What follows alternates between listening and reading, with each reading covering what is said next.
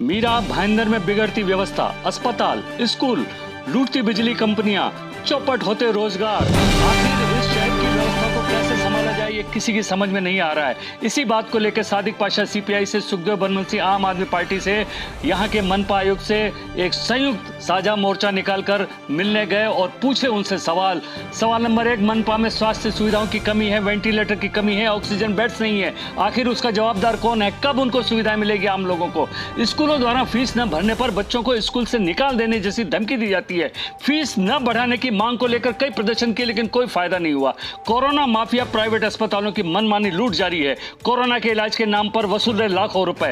अकारण बढ़ते बंद की वजह से यहाँ के लोगों का जीवन अस्त व्यस्त हो गया है। आखिर इन सब को कब ठीक किया जाएगा? इन्हीं मांगों को लेकर सीपीआई के सादिक पाशा व आम आदमी पार्टी से मीरा भाईंदर से सुखदेव बनमनसी ने मनपा आयुक्त से की मुलाकात और पूछा कि आखिर ये शहर की जो दशा है कब सुधरेगी। इसी कड़ी में आम आदमी पार्टी मीरा भाईंदर ने जारी किया है एक ऐसा समाचार, एक ऐसी बात कि मनपा द्वारा एक सब्सिडी दी जाती है 1.5 लाख रुपए की आम लोगों को कोरोना के इलाज के नाम पर। और ये सिर्फ मीरा भाईंदर में मनपा के अधिकारियों को ही पता है, आम लोगों को पता नहीं है। लोगों तक ये बात कब पहुंचेगी और कौन पहुंचाएगा, ये सबसे बड़ा सवाल है। आइए जानते हैं कि यहाँ पर मनपा आयुक्त ने क्या कहा।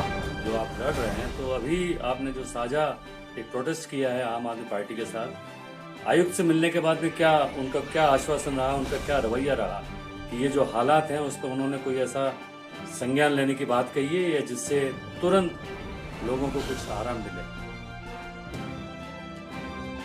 रखी और क्या अंदर से आपको रेस्पॉन्स है? आयुक्त के द्वारा कुछ आपको आश्वासन दिया गया है या कोई बात हुई है आपकी? जी देखिए, सबसे पहले तो ये बात है कि जो ये बार बार लॉकडाउन एक्सटेंशन किया जा रहा है इसका कोई मतलब नहीं है। और आज हमारा सबसे प्रमुख मुद्दा है कि लॉकडाउन एक्सटेंशन को रद्द किया जाए या 18 तारीख तक जो लॉकडाउन है उसको रद्द किया जाए, क्योंकि लॉकडाउन का फायदा तभी है अगर आप उस समय का इस्तेमाल करके अस्पताल का इंफ्रास्ट्रक्चर खड़ा करें, जो महानगर मीरा भाईंदर के अंदर हुआ नहीं। तो हमारा पहला मांग है कि लॉकडाउन को रद्द किया जाए, क्योंकि इससे दुकानदार बहुत बड़े तकलीफ में है, दुकानदारों को अपना घर चलाने को मुश्किल हो रहा है। तो लॉकडाउन के खिलाफ ये हमारा मोर्चा है। दूसरा ये है कि स्वास्थ्य को लेके कि महात्मा ज्योतिबा फुले आरोग्य योजना के तहत महाराष्ट्र सरकार की ओर से ये कहा गया है कि 1.5 लाख तक का इलाज हर नागरिक को मुफ्त में दिया जा सकता है। और इसका मतलब ये है कि कोविड का भी अगर ट्रीटमेंट हो रहा है तो 1.5 लाख तक का ये प्रस्ताव पास हुआ बीएमसी में या कैसे आपको पता? ये महाराष्ट्र सरकार का डिक्टेट है। महाराष्ट्र सरकार, तो इसको अमल में नहीं लाया जा रहा है? नहीं लाया जा रहा है। मतलब पहले ऐसा था कि जो गरीब लोगों के लिए 1.5 लाख तक का इनकम फ्री था, मतलब इनका इंश्योरेंस फ्री था। अब क्योंकि कोविड के चलते महाराष्ट्र सरकार ने सबको ये दे दिया कि 1.5 लाख तक का इंश्योरेंस है उन लोगों को, लेकिन जब तक अस्पताल वाले उनका स्कीम के तहत फॉर्म फिल नहीं करेंगे तब तक उनको मिलेगा नहीं। ठीक है, तो ये आम लोगों तक ये बात कैसे पहुंचेगी? लोगों को पता कैसे चलेगा कि ये उनको फैसिलिटी मिली हुई है? वही तो सवाल है हमारा कि ये जो योजना है लोगों के भले के लिए, ये लोगों को कौन बताएगा? महानगर पालिका नहीं बता रहा, प्राइवेट अस्पताल नहीं बता रहे, कोई नहीं बता रहे। तो ये तो सवाल है कि ये लोगों को बताया जाए और सभी जो ट्रीटमेंट्स है कोविड-19 की, टेस्टिंग से लेकर वेंटिलेटर तक, इसका इलाज जो है महात्मा ज्योतिबा फुले आरोग्य योजना स्कीम के तहत फ्री में किया जाए। तो ये आपकी प्रमुख मांगों में से है? को लेकर सबसे एक प्रमुख मांग है। दूसरा ये है कि महाराष्ट्र सरकार का एक और जीआर है जिसमें ये कहा गया है कि जितने भी प्राइवेट हॉस्पिटल्स हैं मीरा रोड के अंदर, उसमें से 80% बेड जो है महानगर पालिका ने अपने कंट्रोल में लेना है। ऐसा भी एक जीआर है, वो 20 मई को आया हुआ जीआर है। आज तक वो लागू नहीं हुआ। अगर वो लागू हो जाता तो हर आदमी को प्राइवेट अस्पताल का ये 5 लाख 4 लाख जो बिल आ रहा है ये नहीं आता।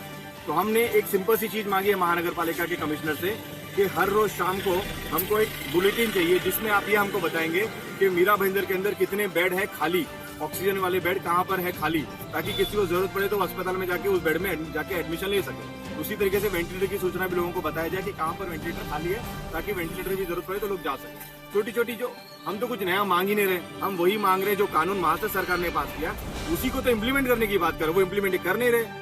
जिस तरीके से लगातार शिकायतें प्राइवेट अस्पतालों को ओवर चार्जिंग को लेकर के आती रही हैं, उसको लेकर के आपने अपने ज्ञापन में कहीं ऐसा लिखा है कि इस तरीके की जो लूट है वो नाजायज है और एक फ्रॉड है आम जनता के। तो एफआईआर की मांग की है आपने इसके ऊपर? जी बिल्कुल, हमने 6 जुलाई को एडिशनल कमिश्नर महेश वरुणकर साहब को मिला था और हमने उनको मीरा भाईंदर के अंदर जो 2 बड़े बड़े प्राइवेट अस्पताल है, एक वॉकहार्ट और एक फैमिली केयर, ये दोनों हॉस्पिटल के अंदर जिस तरीके से लूट चली है, जिस तरीके से डेड बॉडी तक को कैप्टिव रखा जाता है, उसको लेकर बाकायदा एफआईआर की मांग की थी और उसके ऊपर उनका जो 100% बेड है वो ऑक्यूपाई करना चाहिए, ये भी हमने मांग की थी। क्योंकि अगर ये सिर्फ 2 हॉस्पिटल को अगर आपने ले लिया तो आपके पास करीबन 600 बेड, 600 ओटीटी बेड की संख्या आपकी बन जाती है। इसमें बहुत बड़ी राहत लोगों को मिल सकती है कोविड से। ये इसके साथ ही आपके इलेक्ट्रिसिटी पे और बच्चों की फीसों को लेकर के भी मांगे रखी हैं आपने। प्रॉब्लम यही है कि ये नगर पालिका की ओर से अच्छा GR सबको निकाला जाता है, लेकिन लागू कोई नहीं करता। और जब लागू नहीं होता तो कोई कंप्लेंट करने का मैकेनिज्म नहीं है। जैसे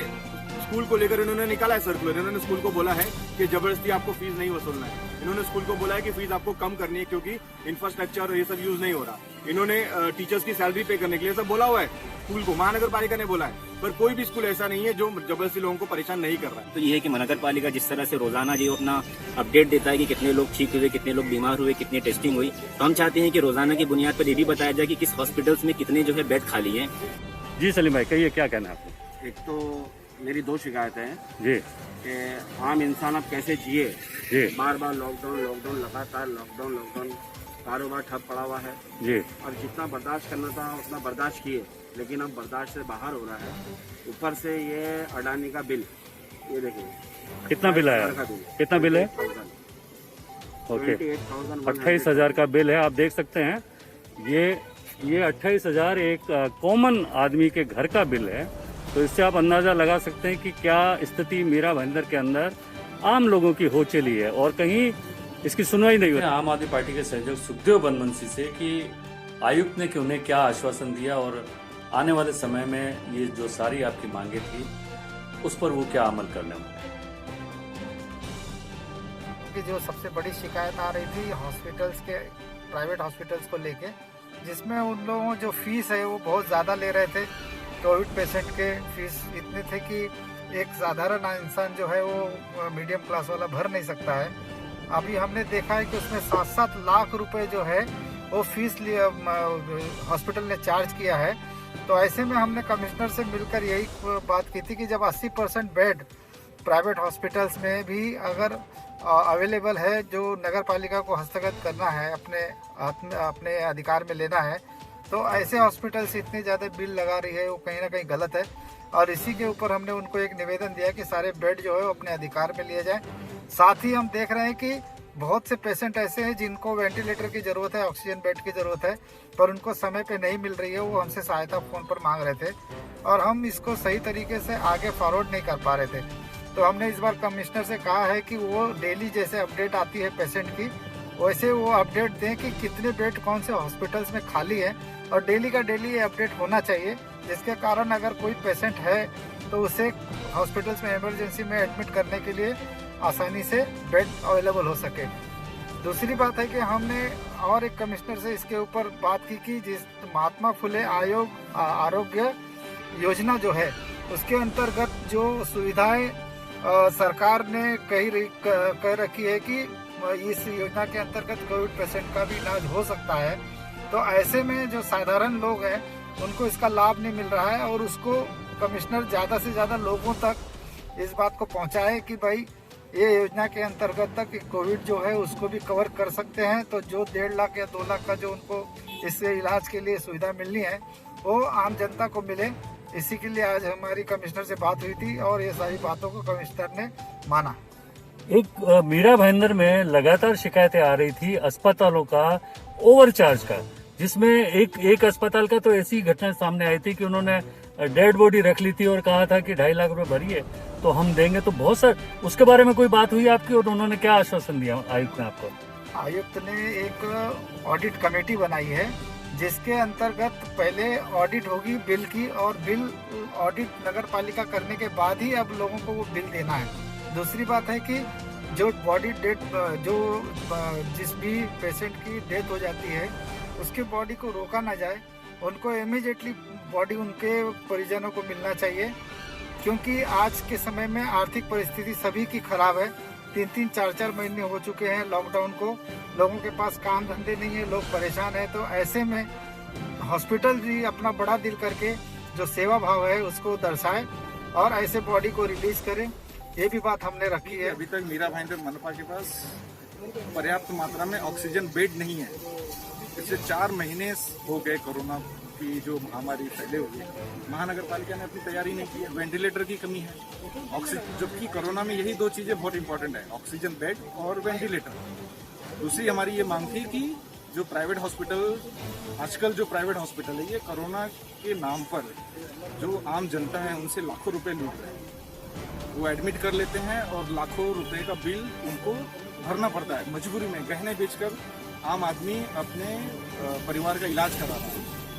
तो हमारी ये मांग थी कि कम से कम इस पे कैप लगाया जाए और एक मिनिमम अमाउंट रखा जाए, प्राइवेट हॉस्पिटल पर अंकुश लगा जाए कि ये मिनिमम चार्जेस ही बेयर करें। दूसरी हमारी मांग ये थी कि ये एजुकेशन को लेकर कि जो प्राइवेट स्कूल्स हैं वो जो बच्चों के पेरेंट्स हैं उन पर दबाव बना रहे हैं, उनको जबरदस्ती कर रहे हैं कि अगर आप फीस नहीं भरोगे तो आपके बच्चे का नाम हम स्कूल से काट देंगे। अब बताइए, नौकरी नहीं है, धंधे नहीं है, दुकान बंद है। ये बढ़ते हुए जो लॉकडाउन में लोगों का लाइट का बिल जो बहुत ज़्यादा ही आया है, तो इसे कम कराने का। दूसरा, जो प्राइवेट अस्पताल जो मनमानी बिल दे रहे हैं लोगों को इस मुसीबत के घड़ी पे, तो इसके ऊपर ऑडिट होना चाहिए। और जो आप स्कूल जो अभी बंद है और उसके बाद बच्चे का फीस जो मांग रहे हैं, तो बहुत सारे पेरेंट्स जो घर पे 3-4 महीना से बैठे हैं, उनके पास अभी तक जो पैसा था वो भी खर्चा हो गया, ऊपर से स्कूल वाले फीस मांग रहे हैं और उसके लिए विरोध में भी आम आदमी पार्टी रास्ते में उतरी है। हालांकि लॉकडाउन के चलते और धारा 144 लागू होने की वजह से पुलिस का कड़ा पहरा था, जिसके चलते शांतिपूर्ण ढंग से ये मोर्चा संपन्न हुआ और खुद पुलिस ने दोनों पार्टियों के नुमाइंदों को मनपा आयुक्त से मुलाकात करवाई और मनपा आयुक्त ने जो आश्वासन दिए उसके चलते 18 के बाद लॉकडाउन नहीं बढ़ाया जाएगा और इनकी जो मांगे हैं 2 से 3 दिन में पूरी की जाएगी। अगर नहीं होता तो दोनों पार्टियों का वादा है कि ये एक बड़ा आंदोलन खड़ा करने में हम नहीं चूकेंगे। एमबी न्यूज के लिए मैं राजेश शर्मा। चैनल को सब्सक्राइब, लाइक और शेयर करें।